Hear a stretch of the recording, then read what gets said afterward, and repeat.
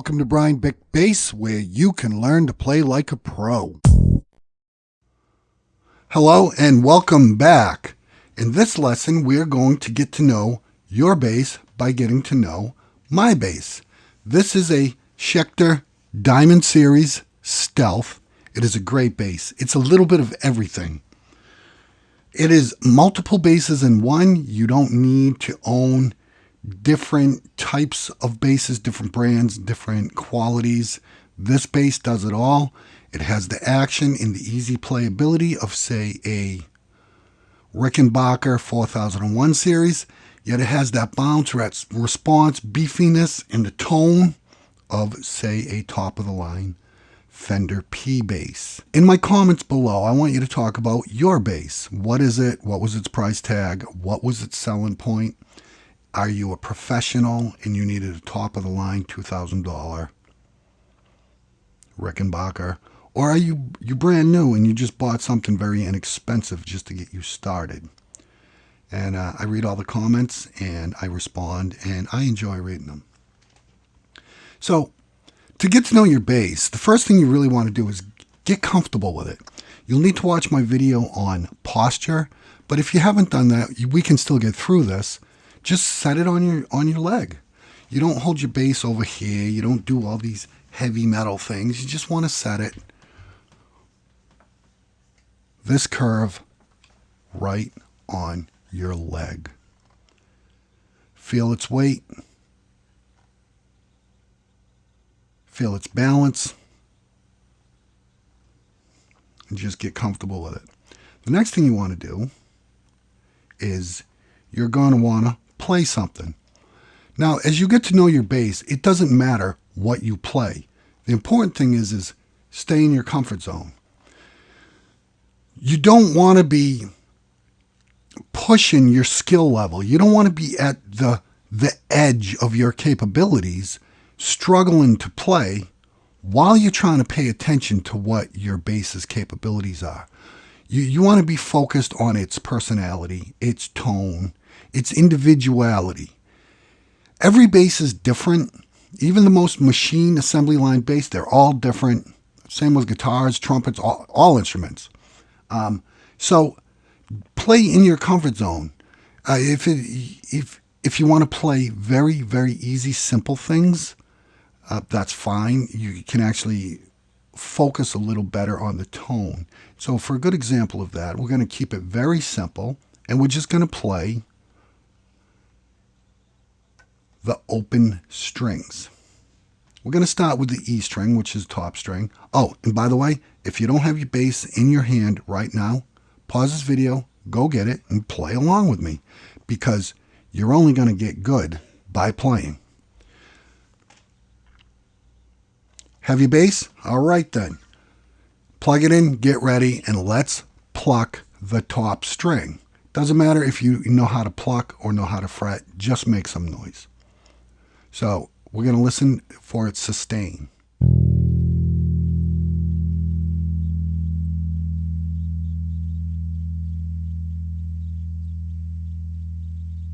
Seems to ring out forever, which is what sustain is. It's how long that note will continue. Let's hear the A string, which is the second string down from the top.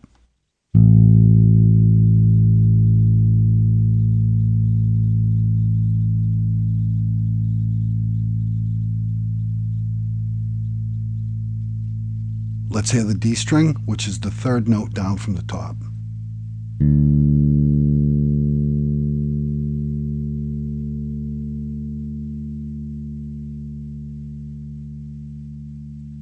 And now let's hear the G string, which is the bottom string.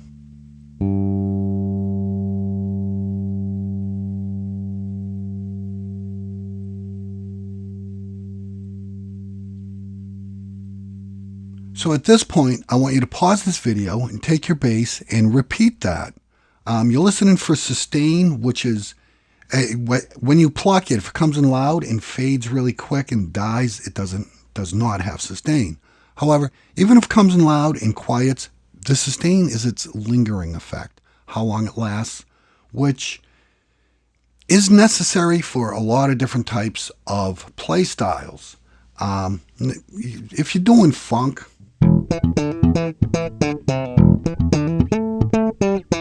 you don't need any sustain. You're really looking for punch, which is inverse of sustain. It just means it's got a lot of hit up front, and it doesn't matter if it lingers. But we're listening to the wood of the body and the pickups. That's what sustain is determined by.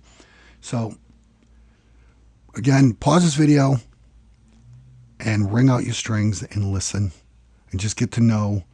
And it doesn't mean it's a better bass if it has a lot of sustain or not. What we're trying to do is just get to know the personality of your bass.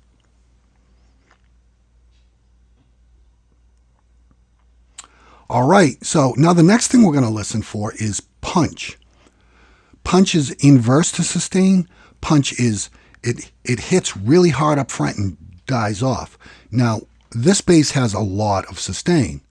However, it also has a lot of punch. I mean, it comes in really strong, levels off, and then tapers over a few minutes.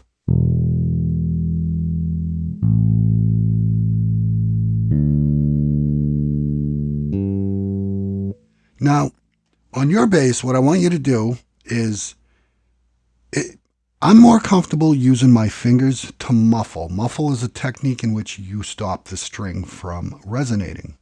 So how I do it is I pluck it and then use my next finger and just stop the string without plucking. I just lay my finger on the string.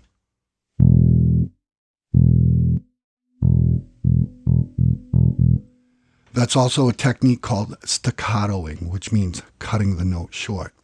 So I like using a muffle to really highlight the punchiness. So we're going to just do a little open groove on the E string, and we're going to staccato it so we can hear the punch.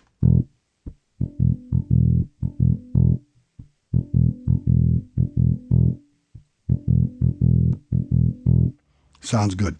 Got a lot of upfront in your face. Let's hear the A string.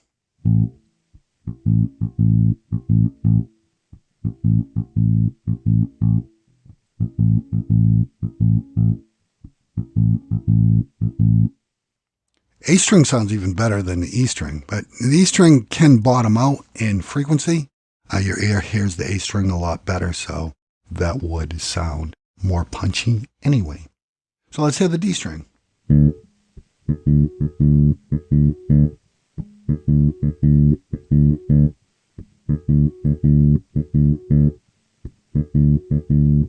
And the G string.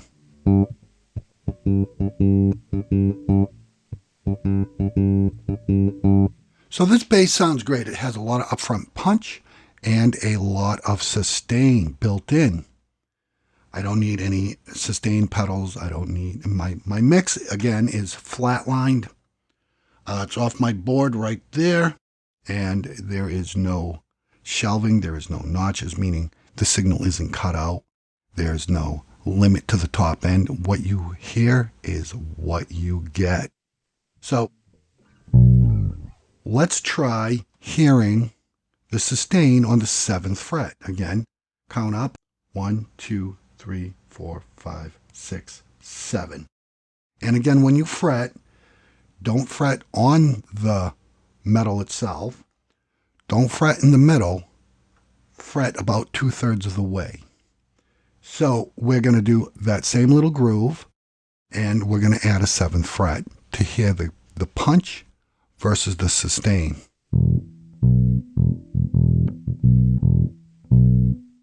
As you can see, that's a quick note, but the sustain holds through it. It's a level volume. It doesn't drop.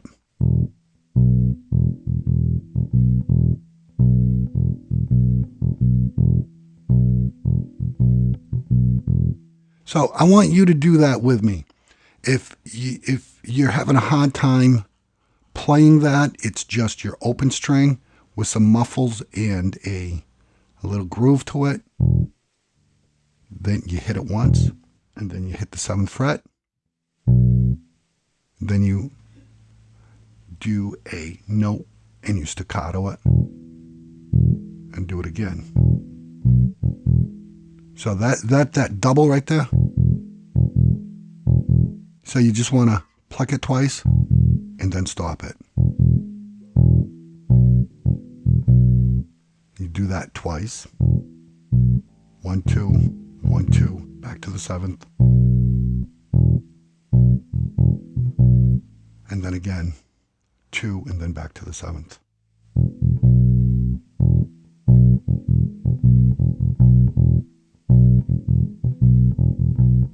Now that first note, you want to muffle that again with your finger by stopping without plucking.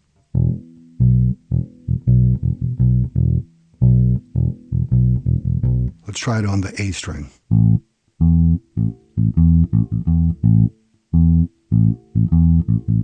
And the D string.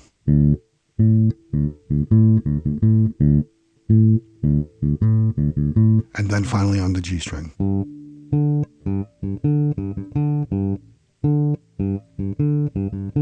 Now, if you can't play that, play your own version of it. Do what is in your comfort zone. You don't want to be struggling right now to play. You don't want to be trying to play too fast. You want to keep it nice and slow. Stay in your comfort zone. What you're listening for is not how well you play. It's what the bass sounds like. So I want to add another note. I'm going to add a 5th fret in. I don't have these riffs planned out. I'm making it up as I go.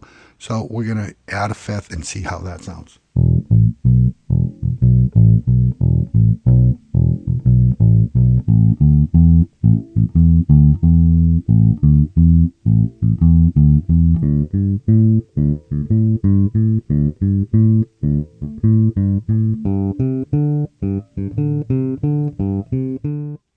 So this bass has great punch and great sustain. So I want to test that sustain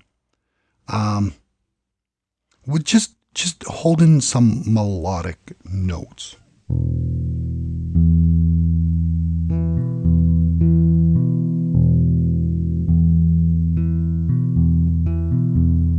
And if you want to play that, I'm playing the open E, and then on the A string, the 7th fret, E, and then on the D string, the 9th fret, B, and then on the G string, the 9th fret, E.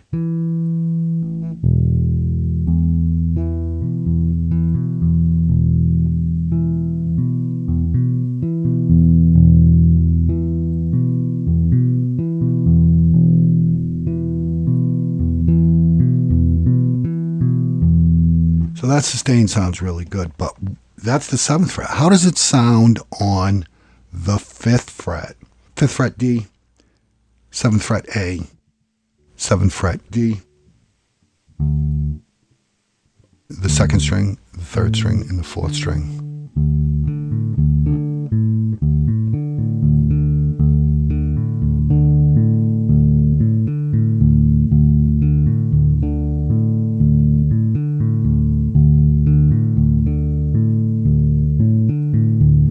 What does that exact riff sound like on the 3rd fret of the same strings?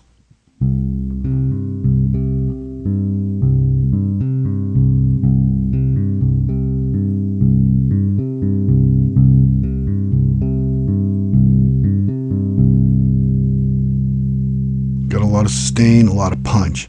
But I want to hear what that sounds like with some taps. Now this might be beyond your skill level.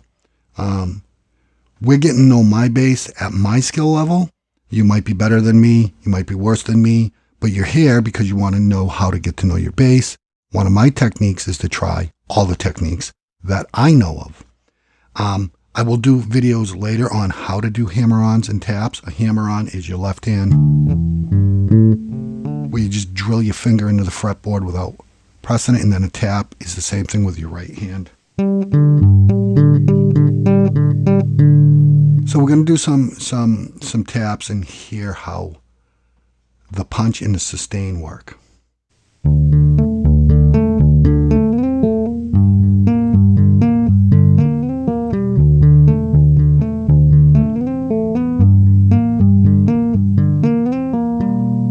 Sounds really good.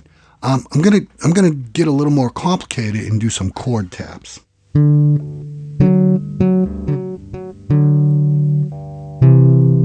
This song I wrote for my fiance.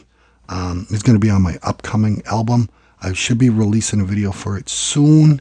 This song's called When You're Gone, and it's a nice bimanual hammer-on tap type melody.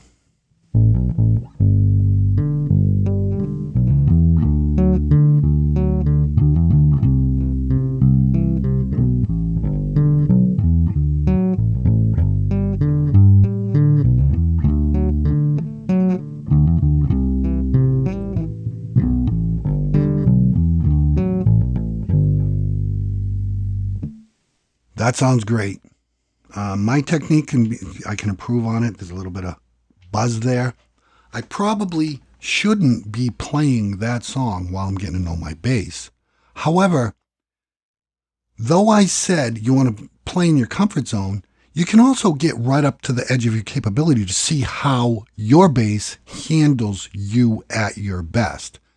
Just don't use that as the default. When you're trying to get to know your bass, keep it simple.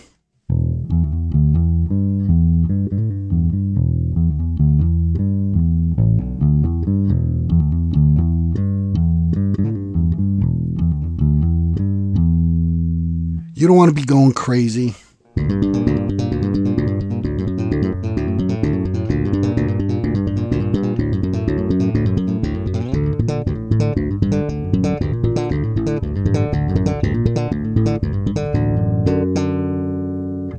But you can.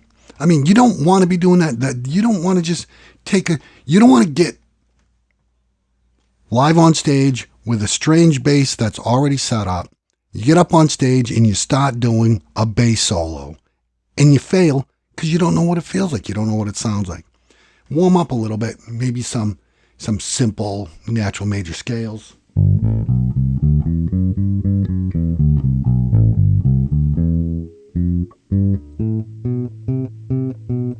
Maybe do some chromatics to hear what the frets sound like. Chromatics mean all the notes.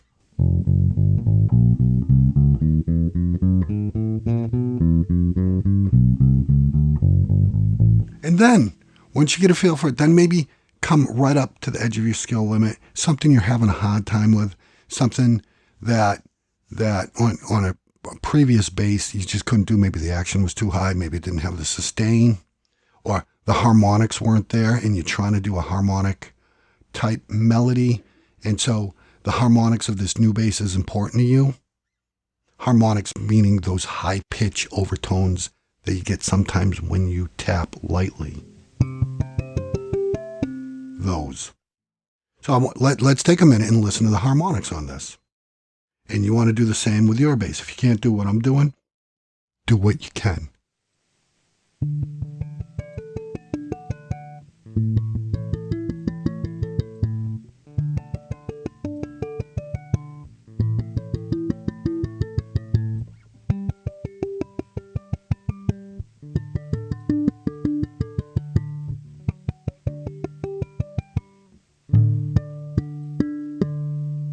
They sound great. They sound like bells just ringing through. So now I'm going to put it in a little riff. And this is something I practice with. It's fairly difficult. All around, I can explain it to you. If you want to try it, it's a slap technique with your thumb on the open E, and then your E on your E string, and then your E on your D string. But now this is the hard part. You're doing a double tap with your thumb and your index finger of your right hand. And we're trying to get that bell sound. So it makes sense if you know about string theory. 12th fret and the 24th fret. 24th fret would have a great harmonic. And then what I do is I drop this down a half step and this down a full step, which is a half step is 1 fret, full step is 2. And then I adjust my fingers to match. Drop this down a half step and my thumb down a full step.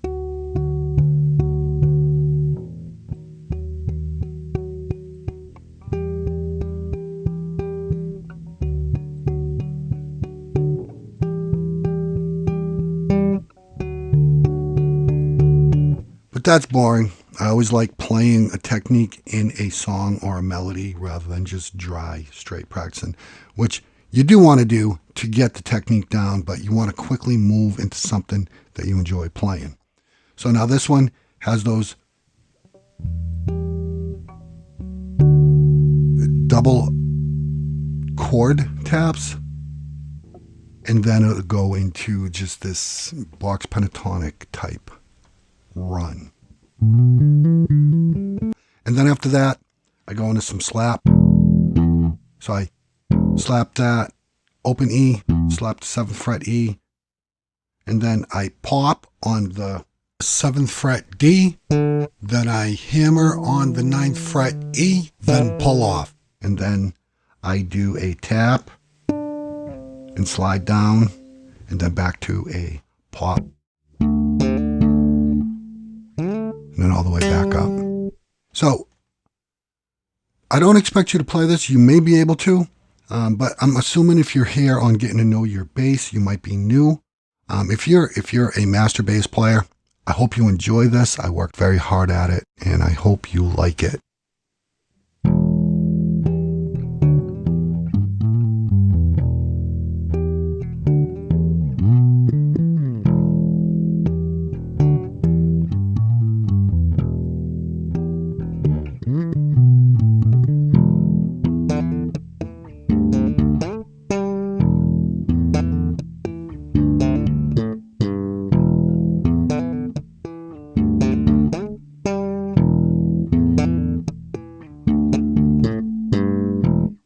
So I can instantly hear, trying it on this bass, I'm struggling with getting the harmonic correct.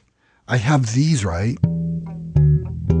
but when I come down to this one, it's just not ringing how I want. So I know I need to adjust my technique. So it seems like that's a good one right there. So let's try that again. It's still hard to do, and that's why we get to know our basses, so we know its technique. Let's move up a little more.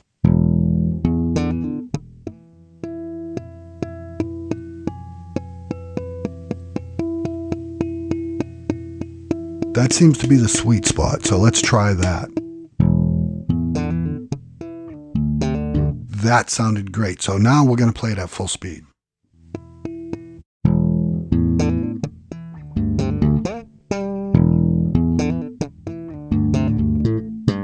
But it's the wrong tone. It's really low and dark. I want a higher tone. So we're going to try it back on the 24th fret again.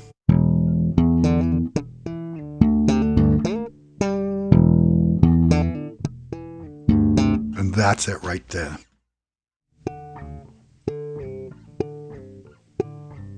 And so now I know a lot more about this bass's harmonics. I know more about its response to slap pop.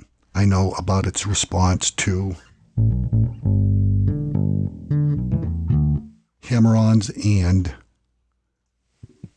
taps. So now what I want you to do is pause this video and try your own things. It doesn't matter your skill level. I mean, you might sit here saying, okay, let's try it, and you might bust out.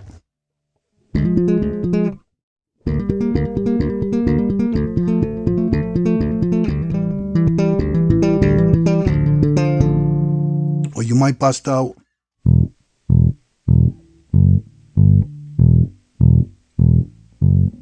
It doesn't matter what you play as long as you play in your comfort zone. So we know about its attack, its sustain. We know about its response to pop slap. We know about its response to hammer-ons. We know about its response to harmonics. What else can we learn about it? Well, let's hear how it sounds doing some chords. How about just a power chord? That's the loudest, noisiest, so we want to hear how easily that frets, because chords are difficult to do on bass physically because of your strength.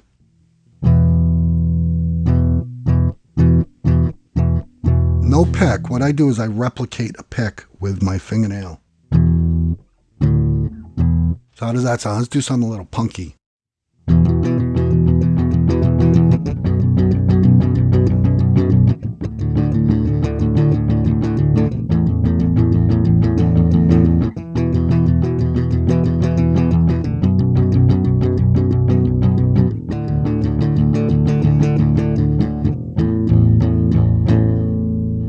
right, so now I got the feel of that. This bass is nice and stiff, yet it has response.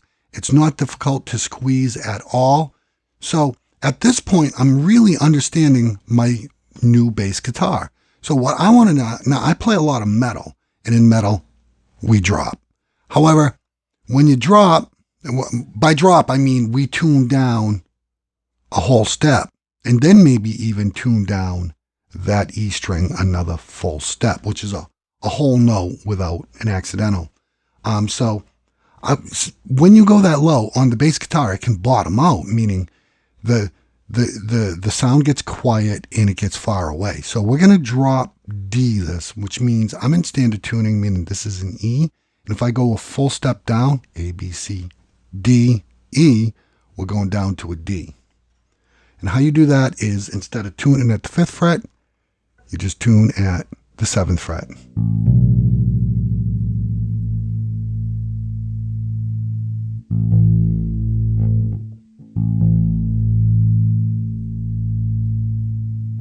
Now I'll do a whole video on tuning.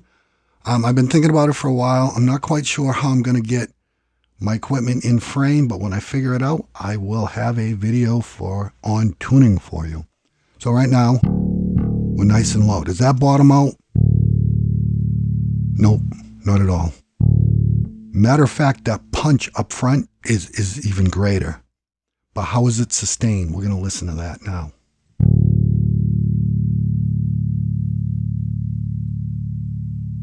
Same sustain. It's just lasting forever. So what I'm going to do at this point is I'm going to play another one of my songs, Pins and Needles. And this is a difficult song to play. If you want to play along, it's in this D in the 5th position. But then it jumps around on the 10th. And then it does a jump from the 3rd fret back up to that 10th. And then back to the regular pop slap riff.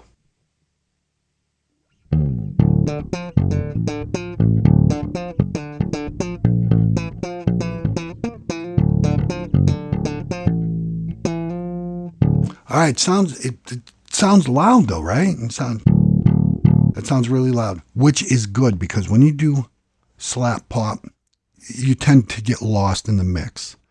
And when there's guitars and drums, it's just so much upfront attack with no sustain. You can feel it in the audience, but you can't really hear it. So I'm really happy that this has a lot of bottom end punch. It's really loud, so I'm going to try that again. I'll do it a little slower.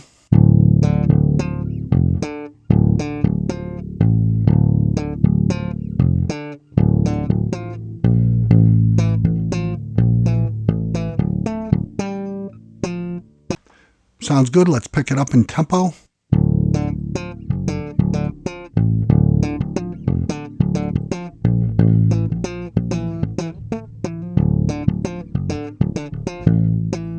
Now let's do it at speed.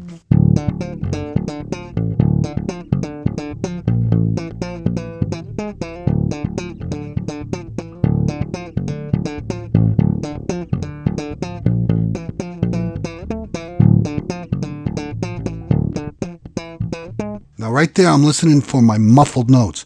So right there, I do a technique in which I slap, and then I use the outside of my hand, the palm, to stop it. So I'm doing this back and forth, slap, palm, palm.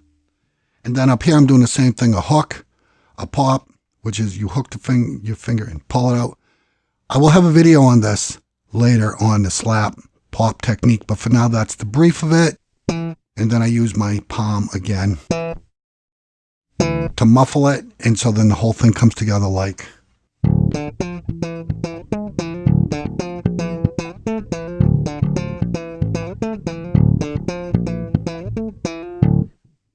So this bass can handle anything I throw at it.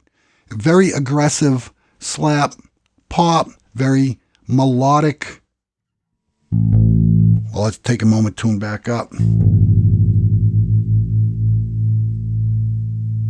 Very melodic harmonics. It can handle my bimanual hammer-on taps.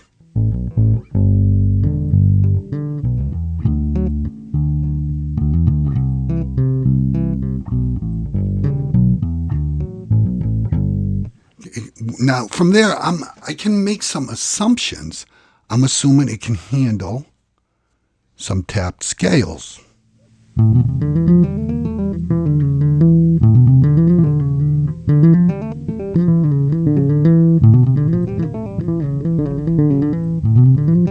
And because of that, it can handle more traditional metal bimanual.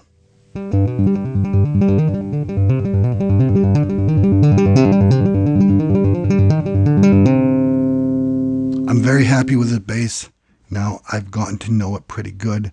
I think I want to jam something. I think I want to jam something that mixes it all together. Maybe a little bit of funk. Some nice jumps, because I want to hear that finger slide.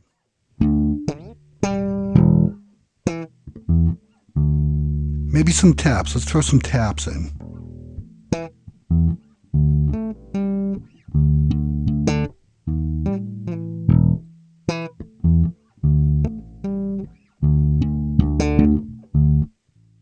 And let's go all the way up here so we can hear that finger slide on the string going from your 5th fret all the way up to your 21st.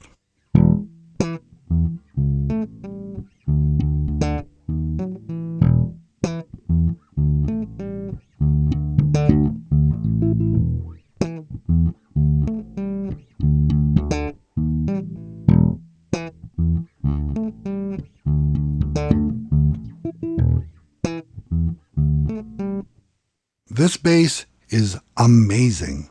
They don't pay me to say this, but I recommend it.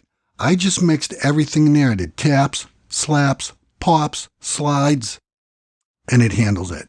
So what you're going to do is the same thing I did, but do it in your comfort zone. If your comfort zone is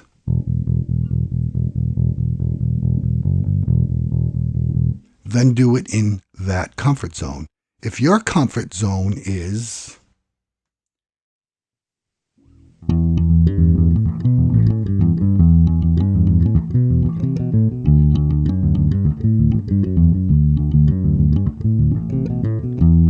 then do it in that comfort zone. If your comfort zone is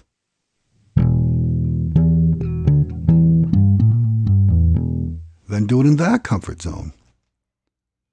If you prefer slap, pop, funk technique,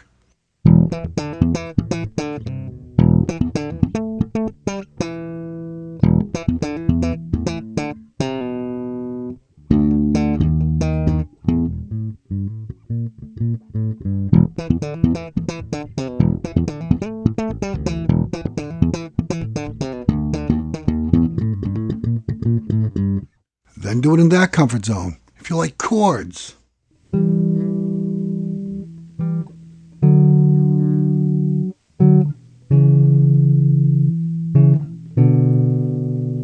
it in that comfort zone. Stay in your comfort zone. Once you really get to know your bass, bring it to your edge. Do something difficult.